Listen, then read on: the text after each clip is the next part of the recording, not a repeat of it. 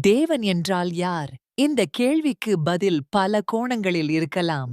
ஆன்மீகம், மதம், தத்துவம், நம்பிக்கை என்பவற்றை பொறுத்தது. 1. பொதுவான அர்த்தம்.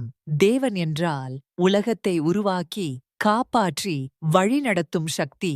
அதாவது பரமசக்தி. அவரது ரூபம் ஒவ்வொரு நபரின் நம்பிக்கையை பொறுத்து மாறும். இந்துக்களுக்கு விஷ்ணு, சிவன். கிருத்தி, மாரியம்மன், காளி, லட்சுமி. முஸ்லிம்களுக்கு அல்லாஹ். கிறிஸ்தவர்களுக்கு இயேசு கிறிஸ்துவின் மூலம் அறியப்படும் கடவுள். டேடெண்டு. இந்து மதக் கோணத்தில் இந்து மதத்தில் தேவன் ஒரு பலரூப சக்தி. பிரம்மா படைப்பாளர், விஷ்ணு காக்கும் சக்தி, சிவன் அழிக்கும் சக்தி, அம்மன் சக்தி, தாய்மையின் வடிவம். மும்து. தத்துவ கோணத்தில் தேவன் என்பது ஒரு அனந்தம், மாறாத ஆன்மா. அது மனித உள்ளுணர்வுக்கு எட்டப்படாத உயர்ந்த சக்தி. உபநிடதங்கள் சொல்வது அகம் பிரம்மாஸ்மி. நானே பரமத்துவம். தத்வம் அசி. நீயே அவன்.